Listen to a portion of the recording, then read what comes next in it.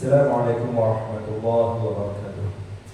Alhamdulillah, wassalatu wassalamu ala rasulillah. Terima kasih kepada pihak penganjur untuk program International Conference on Contemporary Islamic Studies, which is 2023 anjuran Akademi Media Islam Contemporary UiTM.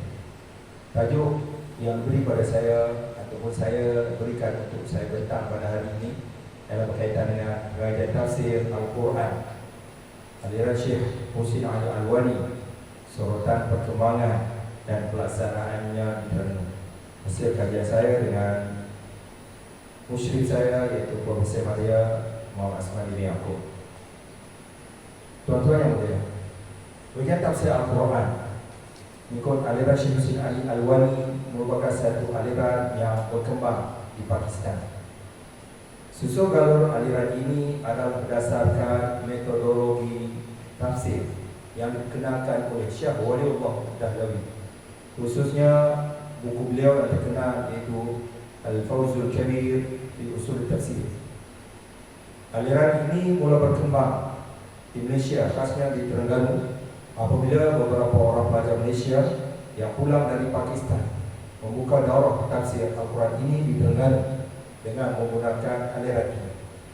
Daurah ini dilaksanakan di Terengganu secara tahunan seperti yang diasaskan oleh Syekh Husin Ali Alwani.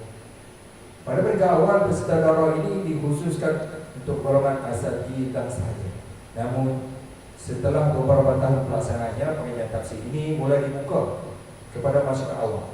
Sehingga kini pengajian tafsir yang pelajar yang mengikuti pengajian tafsir aliran seperti ini telah menghasilkan ribuan peserta sejak mula diperkenalkan di Terengganu.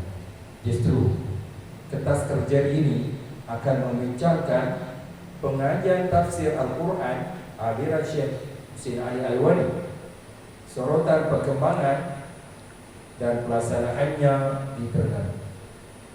Sedikit latar belakang mengenai tokoh mufasir yang kita buat kajian, iaitu Syekh Husin Ali Alwani. Beliau dilahirkan pada tahun 1866 Masehi di satu daerah yang dikenal Wan Bachman yang wali di kawasan Punjab, Pakistan. Beliau menerima pendidikan dalam bahasa Arab daripada ayahnya sendiri, Al-Hafiz Mian Muhammad, dan beliau mempelajari ilmu alat dan bahasa dengan ulama setempat. Setelah itu beliau keluar menuntut ilmu hadis daripada Syekhul Hadis, Syekh Rashid Ahmad Al-Kalkuhi. Seterusnya beliau belajar tafsir Al-Quran daripada Syekh Muhammad Mazhar dan Nutwi. Seperti juga beliau belajar ilmu mantik, falsafah dan sebagainya daripada Syekh Ahmad Al-Kalkuhi, yang menyebabkan jadi beliau seorang sangat kuat menekankan perintah tauhid, sehingga beliau seringkali menyebut tentang tauhid setiap waktu yang beliau mampu. Bahkan beliau pernah mengatakan, sesungguhnya mendakwahkan tauhid tidak memerlukan pengenalan, boleh sahaja disampaikan bila-bila masa sahaja, walaupun ketika berziarah seseorang. Banyak penulisan Syekh Husin Ali Alwani, antaranya Qurratul Hairan fi Rabbil Ayat Al-Furqan, At-Tibyyan fi Tafsir Quran, Talkhis Tahawi, Taqrir Al-Tanbih Al-Bukhari dan sebagainya. Syekh Husin pernah berkata kenasanannya dalam tafsir. Kita buat kajian tafsir, aku mempelajari tafsir dengan Syekh Muhammad Mazhar, anak murid Syekh Ishaq, anak murid Syekh Abdul Aziz, dan anak murid. Selain pada anak murid, ada anak sendiri kepada Syekh Abdul. Kemudian aku teruskan sebahagian yang kedua dengan guruku dan bin hadis Syekh Rashid Ahmad Al-Kalkuhi. Moga-moga Allah SWT memberkati kehidupan mereka semua dan memuliakan, mengampuni mereka. Rahimahullah. Itulah seterusnya pengajian tafsir yang berada di Terengganu seperti mana di lampiran. Itu sanad pengajian bermula daripada Malaysia sehinggalah kepada di benua kecil India, iaitu di Punjab, di Raja Rakan sekarang, sehinggalah sampai pada Nabi Muhammad SAW. Antara metodologi pengajian tafsir Syekh Husin Ali Alwani adalah pembelajaran semasa misi talaki, berada dalam majlis yang sama, dengar daripada guru, talaki musyabah iaitu berguru. Setelah pembelajaran di misi bermudzakar dan menyampaikan dan muhasabah dan zakur Dan hasil pada pembelajaran tadi akan menghasilkan penghayatan dan perubahan diri. Ini adalah kita dipanggil sebagai carta ahli metodologi tafsir mengaji Syekh Al-Albani. Ini adalah gambar madrasah berdulu. Untuk pengetahuan tuan-tuan dan puan-puan, pengajian tafsir Syekh Husin Ali Al-Wani telah diwasiatkan oleh pengasasnya sendiri pada anak muridnya. Walaupun anak muridnya ribuan, bahkan puluhan ribu, berkembang setiap tahun.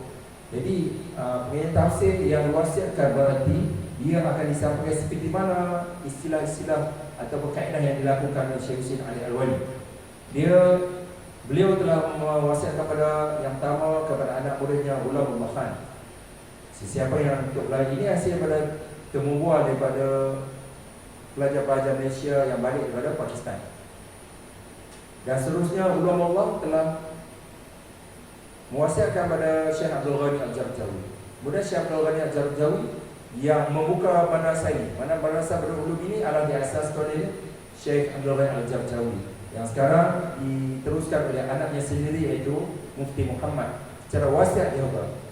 Begitu juga wasiat ini adalah waris Husin Ali Al-Wani yang sekarang yang berada di Badung di Raja Khan, iaitu Mufti Muhammad bin Abdul Ghani bersama anaknya Maulana Zubair bin Muhammad.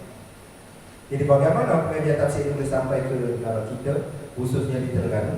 Ia menyubur rapat dengan pengajian yang dibawa oleh Tok Khorasan, juga daripada benua kecil India. Tok Khorasan datang ke Kelantan pada tahun 1910-an, tahun 1910. Setelah kedatangan ini, bermulalah pelajar Malaysia pergi ke benua kecil India. Kita boleh lihat dalam daftar buku pelajar-pelajar Malaysia di India, mana di sana mengandungi banyak maklumat, 600 orang pelajar. Antaranya ialah bekas Menteri Besar Kelantan almarhum Datuk Haji Abdul Aziz bin Hikmat, almarhum Datuk Abdul Hayy bin Abdul Syukur, almarhum Profesor Datuk Abdul Fatah Harun, dan yang masih hidup sekarang Maulana Dr. Muhammad Asri bin Yusuf. Boleh rujuk dalam kitab Profesor Belajar Faisal Masyad. Jadi bagaimana pengajian ini boleh berkembang di Malaysia? Pada tahun 1981, antara pelajar Malaysia yang pergi ke sana dan belajar adalah Muhammad Adib bin Ismail. Beliau berguru dengan Syekh Abdul Ghani sendiri, maknanya sanad yang sangat hampir, kerana Syekh Abdul Ghani ini adalah anak murid kanan kepada Syekh Ulamul Khan, dan Ulamul Khan adalah anak murid kanan kepada Syekh Husin Ali Al-Wani. Daripada beliau lah menyebabkan ramai pelajar-pelajar yang berada di Pakistan pada tahun 1990-an. Salah seorangnya Maulana Abdul Hadi bin Yaqub mengikuti pengajian dakwah tafsir di sana. Dan untuk pengetahuan tuan-tuan dan puan-puan, Maulana Abdul Hadi merupakan pelajar terbaik seluruh Pakistan untuk pengajian tafsir. Dan apabila beliau mengambil pengajian dakwah ini, beliau mampu membawa balik pelaksanaan pengajian dakwah tafsir ini di Darul Ulum. Jadi pengajian dakwah tafsir ini 30 juzuk telah dilaksanakan di Terengganu, Jertin, bermula tahun 2008 sehinggalah pada tahun ini, yang mana setiap tahun ratusan pelajar mana kita boleh pergi dan lihat sendiri suasana di sana.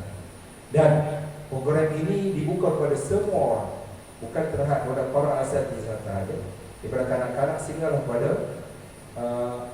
warga emas, asalkan boleh dengar dan boleh memberi komitmen dan sebagainya.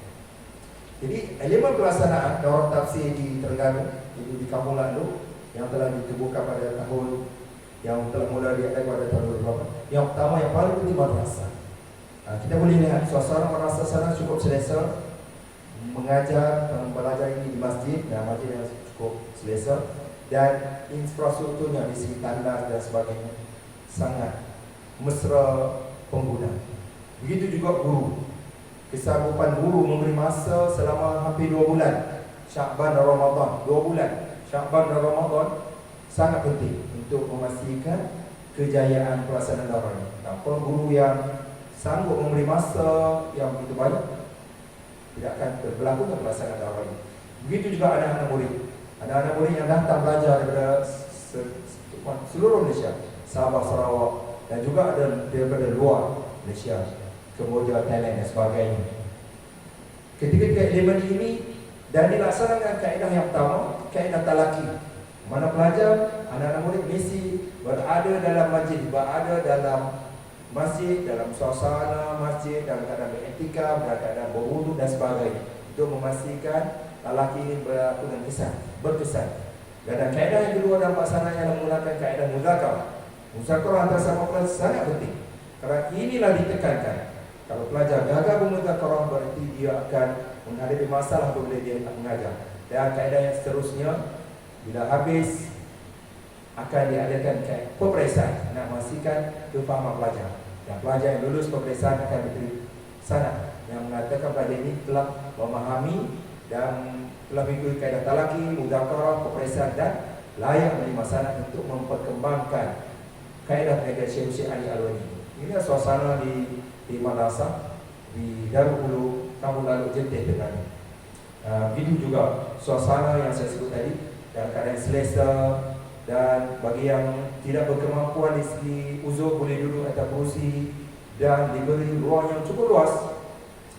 Akhir sekali kita boleh lihat pengajian tafsir ini di dalam tesis PhD oleh Muhammad Qasim Mansur di Fakulti Usul Universiti Islamabad.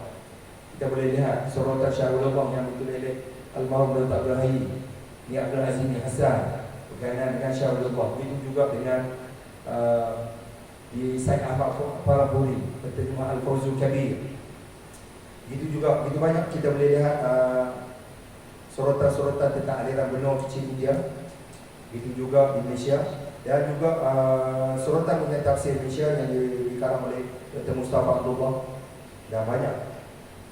Dan sebagai sebulan analisis pelaksanaan mengenai tafsir aliran Syekh Ali Alwani kita dapat rumuskan di segi aspek konteks, yang mana matlamat pengajian ini adalah berobjektifkan tauhid dan menjadi berdasarkan kalimat syahadat la ilaha illallah wa Muhammadur Rasulullah sebagai paksi pada pengajian.